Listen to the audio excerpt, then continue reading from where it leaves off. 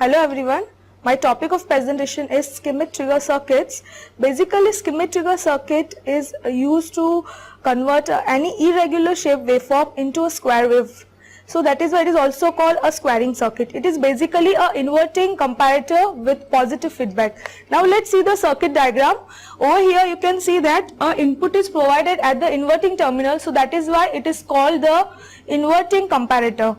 And if you see the output of the op-amp, you are having a feedback from output to the input side, which is at the non-inverting terminal. So that is why it is called a positive feedback. Now over here you can see the voltage present at non-inverting terminal is basically a varying voltage which will depend on whatever is the output present. The output of schematic trigger circuit can be either plus Vset or minus Vset. So depending on which output voltage is present, the voltage over here is going to vary. Now suppose you are having plus Vset voltage at the output side, then the voltage over here will become VUT, that is your upper threshold voltage, and VUT is given by through voltage divider R1 upon R1 plus R2 into V0. V0 over here is plus Vset. So that is your VUT, that is your upper threshold voltage. Now if the output is minus Vset, then this voltage is now becoming VLT, that is your lower threshold voltage, and through voltage divider it is VLT equals to R1 upon R1 plus R2 into minus Vset. Now input, whatever input you are providing, it is going to change the state of the output depending on the threshold voltages. If it is exceeding that particular threshold voltage, then the output is going to change the transition. Now let's see the input. If I am going to provide a sine wave, then what type of output I am going to get? Now if you see this diagram, I am having a sine wave waveform with time period t,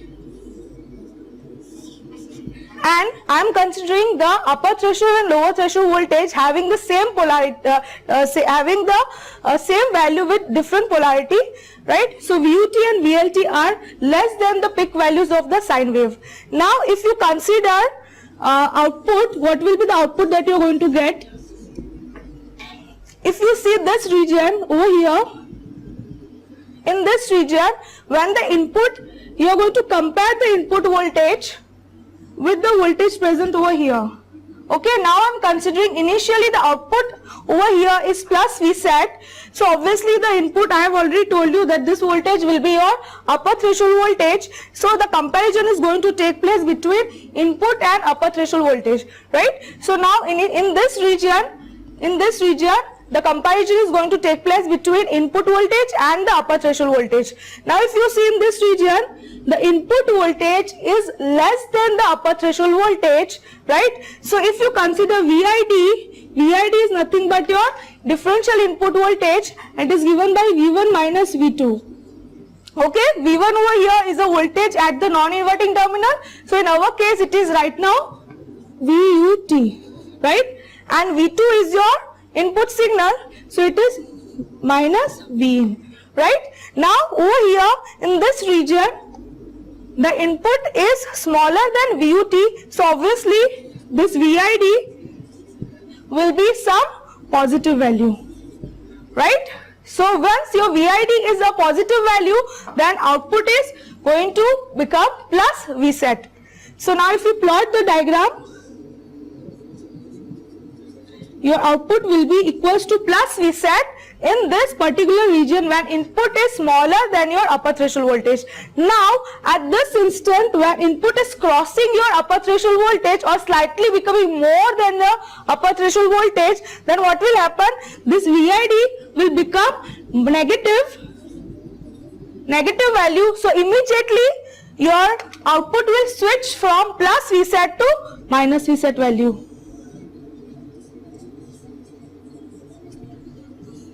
Right? Now as your output is becoming minus Vset, then the voltage present over here at the non-inverting terminal will become VLT.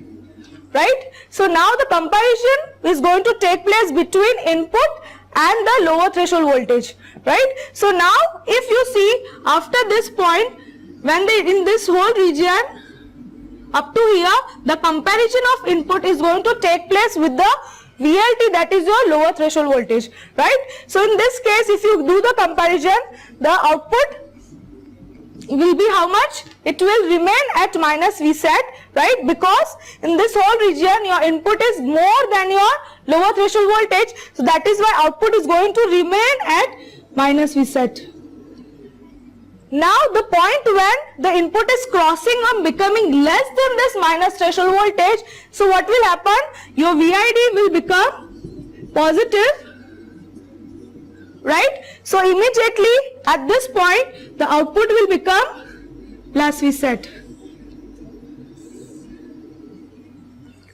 It will become plus Vset. So now in this case the output will be plus Vset. So due to this, the voltage at the non-inverting terminal will become VUT, that is your upper threshold voltage. So now the comparison of input will be with your upper threshold voltage. Now if you see in this whole region up to here, from here to here, your input is less than your upper threshold voltage, right? So what is the case in that? Obviously your input is VUT is more than that, so output is going to remain at plus Vset up to this point. Now at this instant again, when the input is crossing the upper threshold voltage, then what will happen? Input is becoming more than your upper threshold voltage, so immediately a transition will take place from plus Vset to minus Vset value. And now this plus Vset and minus Vset values are less than your VCC supply voltage, or it is approximately equal. You can say if you are providing supply as plus 15 and minus 15 volt, then this plus Vset and minus Vset will be slightly less than that values, plus 15 and minus 15 values. Now let's see what type of curve that you are going to get for hysteresis. A comparator with the positive feedback exhibits a hysteresis. Now hysteresis is nothing but a curve between input and output voltage. Now if you see a hysteresis which is given by VH, it is VUT minus VLT, that is upper threshold voltage minus lower threshold voltage. Now if you see the curve, it is between input and output.